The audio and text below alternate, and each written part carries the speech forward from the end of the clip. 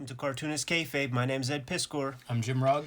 And Jim, I just came back from a long journey, a pilgrimage of sorts, to the far-off land of Tokyo, Japan. And I came back with quite a bounty of all sorts of manga. But there's a specific reason why we're not looking at that stuff on camera right at this very minute. Because one of the cartoonists who I discovered while out there was a mangaka named Kaze Shinobu. He did these works right here. And I was like, man, something about that style feels kind of familiar to me, man. And when I came back home, by virtue of there being this first story here, I realized I know Kaze's work to a very, very small degree. Because this story here, Violence Becomes Tranquility, was printed in this 1980 issue of Heavy Metal. Now, this is a pretty significant date to begin with, because it was like either 79 to 81. There was a period where at San Diego Comic-Con, they brought the mangaka, and there was the 1 year where it was billed 30 Japanese cartoonists, but when you see the hitters, man, the people who were coming, like, it was Tezuka, Go Nagai, and Monkey Punch sitting at the same table. Wow. And 27 other hardcore motherfuckers, man.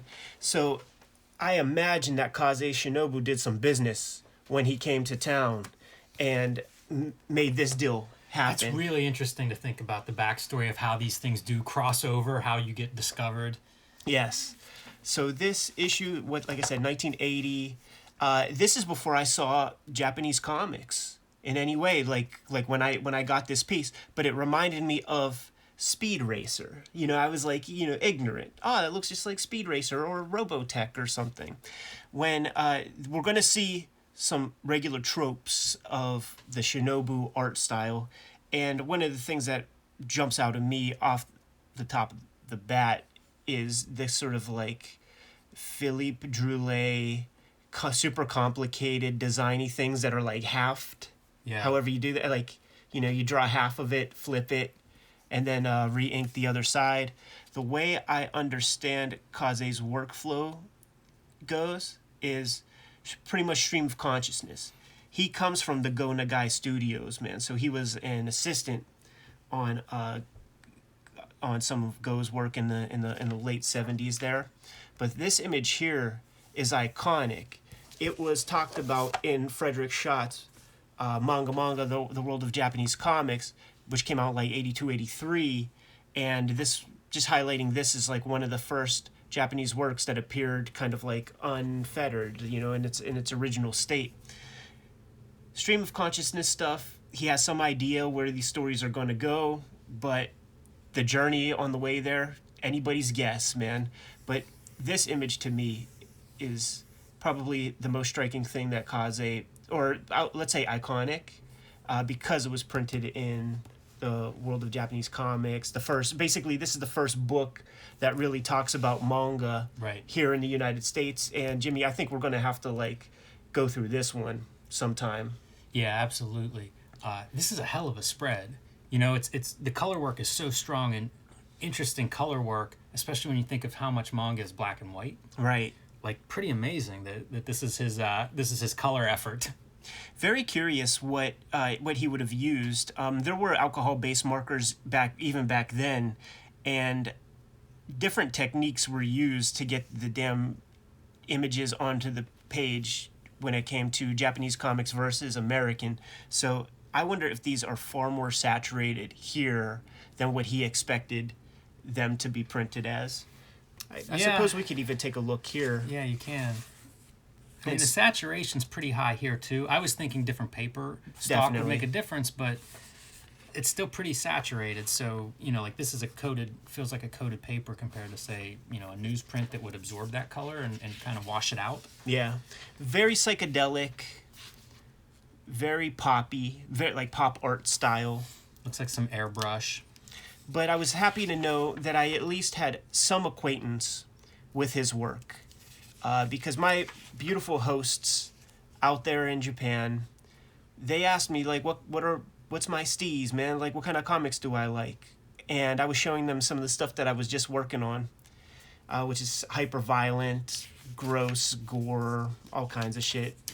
And this one mangaka who, the Japanese title, I could never tell you, but it translates to Boys in the Hood, is his regular manga, which just started 2 or 3 months ago.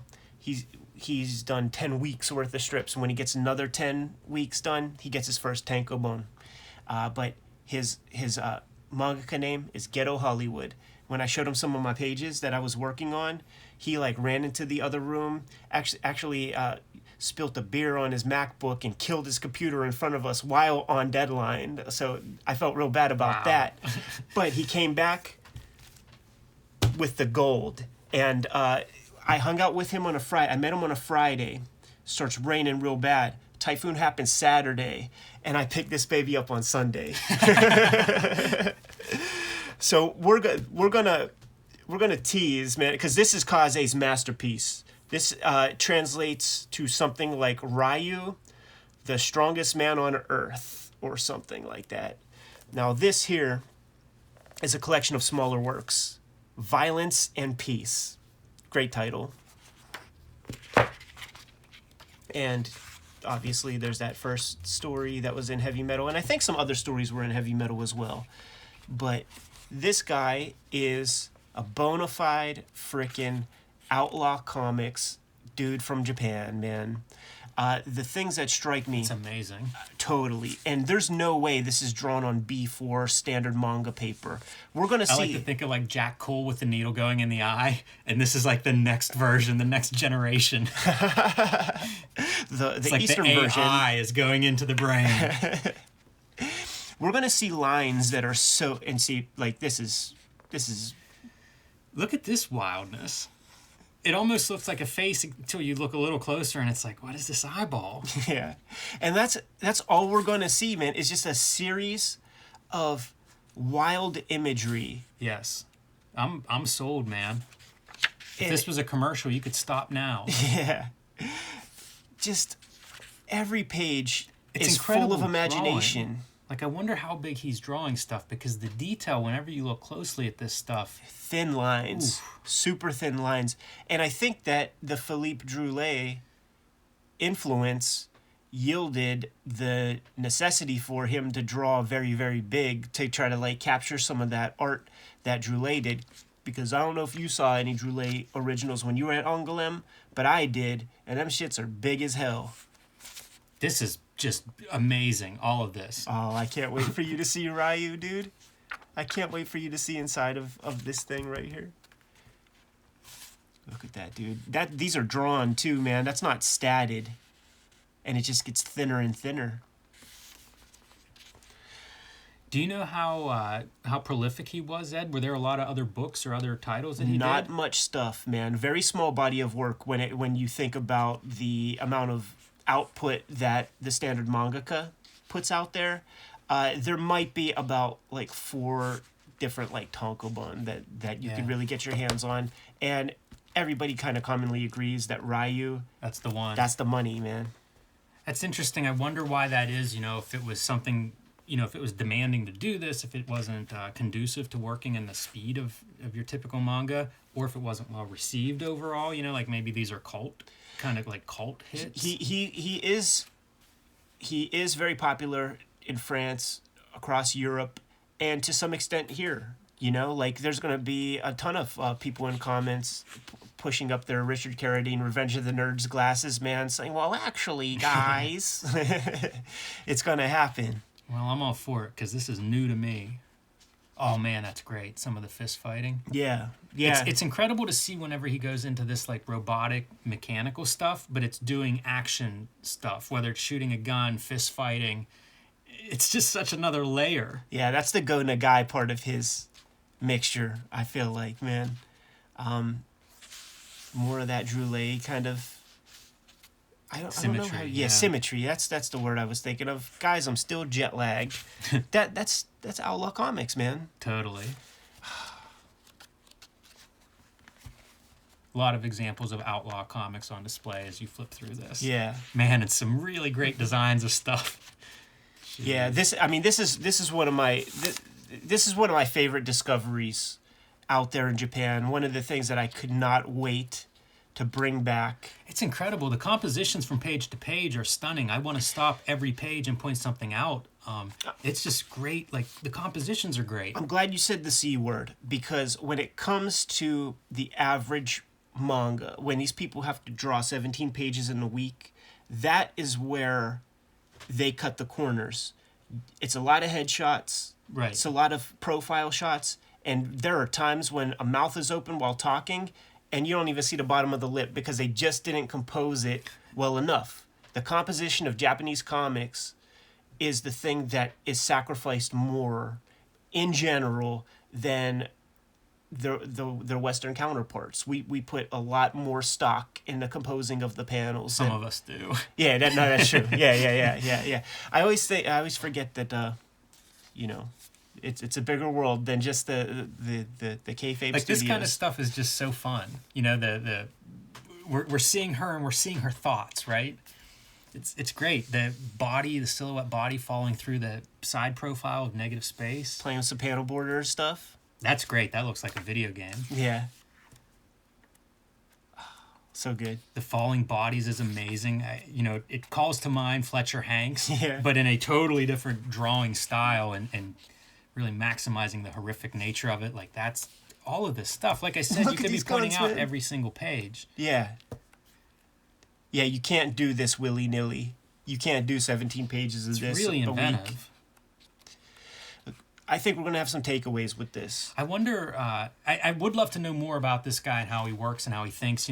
Like, seeing something like this, it makes me think some of it's got to be like a natural talent. Right. Like, he's seeing the like, some people, there are all these skill sets that go into making an illustration. Some people are naturally better at some than others. And the compositional stuff that's on display there makes me think it must be something that he's, at the very least, obsessed with. Yeah. If not sort of inherently talented at. Kayfabers, man, put some articles and shit in the comments. Like, let us know what you know about this dude. But it's all bearing the lead to get to Ryu. Let's see it. This is what I came for, Ed. We're gonna have to give this the blade job, man. Hand me the razor. Be gentle. Everything. This is not Abdullah the Butcher doing this blade job, Ed. Everything in Japan has a culture of you're able to read, like, legitimately, like, read magazines in the convenience store. But when they don't want you to read shit, you go to Mandarake, they don't want you reading shit. Buy the goddamn book. You should know about it already, man, because you read these books in their weekly form. So everything's in a fucking shrink wrap.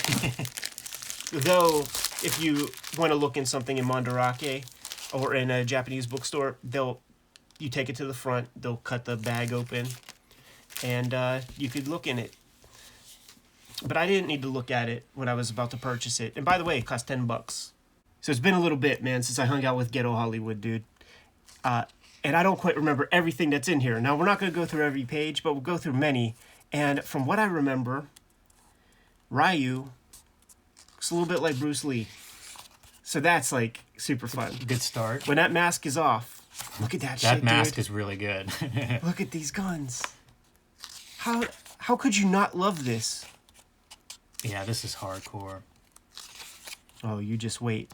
Now, from what I understand, reading about it online a little bit, he had gag manga influence on this thing, and it actually, I believe, was canceled. It was serialized for a while. Were you about to point something out? Yeah, this stuff reminds me of some of Dan Clow's, like, the cartoon. It's neat to see these guys who are able to jump around stylistically and pull in that kind of iconography, especially in what I'm expecting to come out of this. That mask is awesome. It was Gona Guy who said, you know what, dude, maybe you abandon the gag manga part of it and just, like, lean into the violence of the thing, which he will do, but I think the gag manga influence is there at the very end. When we get to the very end, and we will spoil it because it's going to be one of those instances where the spoiler is the sales mechanism that's going to make you want to fucking run out and buy it tomorrow. But look, this is precursor stuff to Fist of the North Star and Rikki-Oh and those other comics, man. Jeez. Yeah, perhaps maybe this page is the page where Gona Guy's like, yeah, just do more of that. Now, Devilman had much controversy because of this kind of thing. Mm-hmm. Maybe Kaze was the contributor of that, some of that. I just don't know. But now we're starting to see a little bit more of that Droulet. And look at these incredible backgrounds, man. That's a lot of background for a small panel. Yeah. Especially if speed is the, important. This stuff is wild. Yeah, I know. It's just like when I made the pilgrimage and went That's great. Yeah. And went to Japan, I didn't know what I didn't know, you know? Of course. So I relied on everybody. What should I get? What kind of things should I get my hands on? And leave it to the mangaka to give me all the best suggestions, because I wanted to know what everybody was down with, man. But the other artists, they speak your language, you know? Right. And when this dude put this in my hand, it was this exact volume, because there's a 2-volume set that you could get that's probably more accessible. But because that's what he put it in my hand, I had to get this one. Any trouble tracking this down? You said you got it like the first day you could get out. I did, yeah, and this one was harder to find than the 2 volumes, but they were at every Mandarake. At worst, you could probably order it from the Mandarake website. But we're getting into things, Jimmy. Stuff's happening, and it's not going to stop. The violence, the blood, the gore. Fight comics. It's going to keep going. When not knowing the language, the stuff I was getting attracted to the most were things that I was able to just like visually read. Of course. And it is fight comics that kind of like handle that the easiest. Look at that, dude. She's got a freaking saw blade. Jeez. It's just beautiful stuff. It is, man. And it's like, despite the subject matter. Yeah, you just know his mom is like, can't you just do something nice? Like, can't you just like, with great power comes great responsibility. And you have this girl with a saw blade head, man.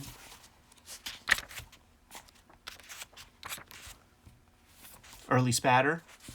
Interesting to see like the gradient, screen tone, like it's just these visual, it's almost like just whatever works, it doesn't necessarily represent or it's not an attempt at something specific, it's just a visual, like this will look good. Right. Look at that foreshortening. There you go.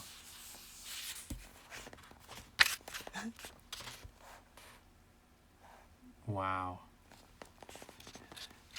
It's possible in one of my live streams or something that I'm going to have more to say about this. Yes. Yes. What is this? Like a potato bug cut in half, bloody fingers, and then those bloody fingers are bloody because he went through some dude's body. Weird storytelling. And you know what? I don't care. Wow. Yes, I remember the cut off hands. I do remember the fingers in the throat, Roadhouse style. Oh man, we're getting closer. Yeah. Guys, Kayfabers, do you see the importance of this thing? You won't see that in a WWE ring.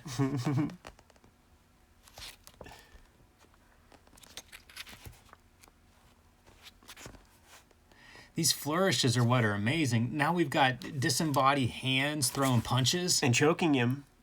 That's like Evil Dead. ×2, man. Perhaps it was a bad idea for Ryu to cut that guy's hands off. Unreal. Like,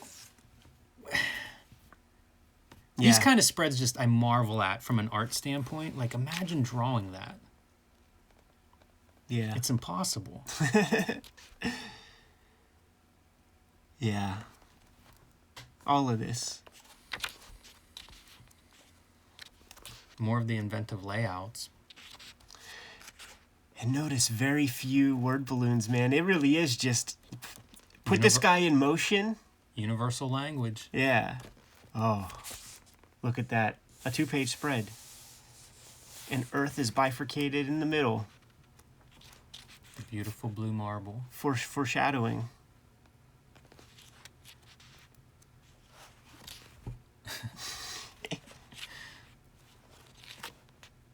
Oh, a little Kirby. Oh, dude. More Droulet. You see, this is what I mean. Like, this has to be drawn huge. Yeah. Those lines are... Yeah, it's super thin. Looks like it's even difficult to reproduce this small, some of this line work. What a bookhead. Oh, it's my greatest discovery out there, man. I think. Whoa, look at this. Yeah, that's a magnificent drawing. And once again, such thin lines that make me think that this thing is more than 3 times up, perhaps. It does make me want to see an original now.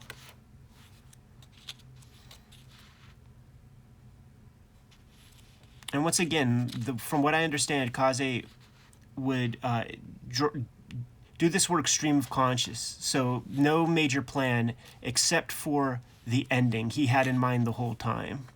And we will get there. It's pretty cool to think of, guys working differently, like working stream of conscious whenever you think of, I don't know, what little we know about manga production. Yeah. Yeah, because what we've discovered about the names and how important that is, like... Yeah, and the close editorial input. Exactly. Yeah, you got to give him a lot. And perhaps that was to his detriment because it took a while for this thing to come out.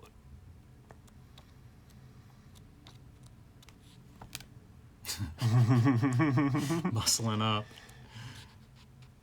He's going to have work to do. Oh, yeah, look at this. It's like Lone Wolf and Bruce Lee. But it's Ryu who's the strongest man on Earth. Don't forget that. I love this kind of shit, too.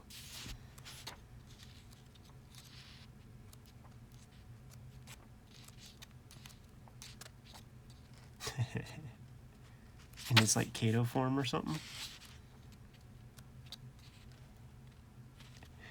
And it's almost like Kamui.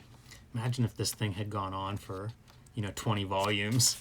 Just would have been him fighting everything you could think of. Yeah.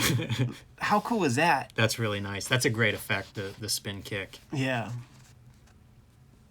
It's always hard to figure out good ways to do that kind of thing, to show motion, to have multiple moves happening at once. And this dude comes before Hara Tetsuo, the Fist of the North Star guy, who would, like, take this kind of thing and just, like, go even harder.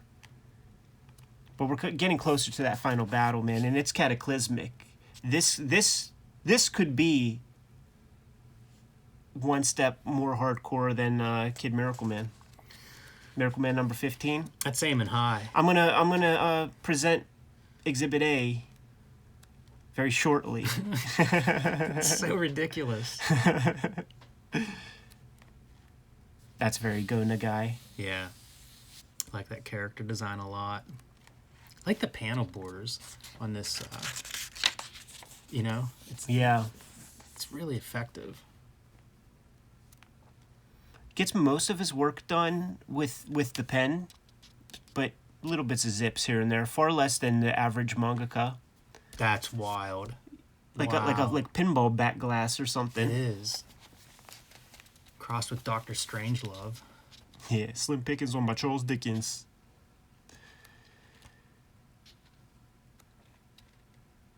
Just chaos. All right, man. Bruce Lee is getting some of his energy of all the Earth's babies, I think. That's how that makes sense. All right. He's got thrust out into outer space, man. But he's got to make it back home. It's so great. It's so great. Him falling and delivering a punch. Yes. Right on top of Buddha's head, man. This motherfucker doesn't know what they're in for. Boom. Let's count the pages. This is 1 page, we'll say. 2. I think it starts before this, though. You're right. You know? Let's like, be if you're fair. counting it. Let's be fair. I mean, it's All right, yeah. he's coming from the moon. Yeah. We'll say this is 1, 2, 3, 4, 5. And we just got to cracking a statue on page 6. 7. Look at that crack. 8.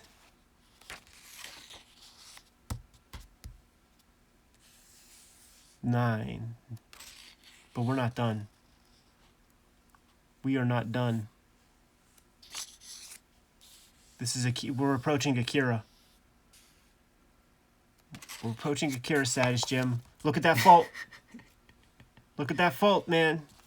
I lost track of the pages. It's true. And it ain't over. It ain't over, Jim. This is why you need this comic. The Earth is a gobstopper. Wow. It's a jawbreaker. It looks so different than my science books when I'd see a cross section. Yeah, man. Look at that. That's incredible. What a great, fun idea. The ultimate punch. Yeah. That's that judo stuff, like punching people with the earth. Right. Yeah, oh, yeah. I think gravity's fucked up now. Yeah, I think so. I think if we snap the earth in half, we're going to have some trouble. Angels. Stairway to heaven. Like, wow. Yeah, he achieved his mission, man, and he gets to go to the promised land. He's enlightened. And this will probably be episode openers whenever it was in the weekly. How about that, Jimmy? That was a little bit of an experience right there, huh? It's exhausting. I feel like I've been in a fight.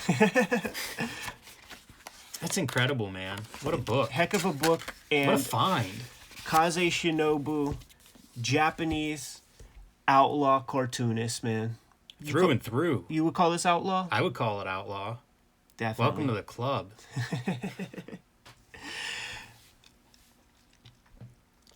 Anyhow, man, let's get the heck out of here, Jimmy.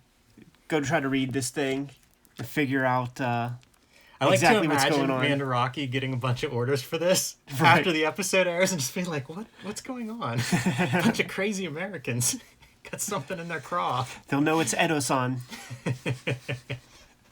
All right, Jimmy, man. Kayfabers, like, subscribe, and follow the YouTube channel. Hit the bell icon so that we can let you know whenever we have new videos available. It's important you do that because we've been streaming our inking episodes and live drawing and shit. And hitting that bell icon will let you know whenever we do that. You can find Cartoonist Kayfabe t-shirts and other merch at our spread shop. There's a link below the video to that. All right, man. I got to go get my Google Translate app out, Jimmy. Give them the marching orders. I got to go read more comics.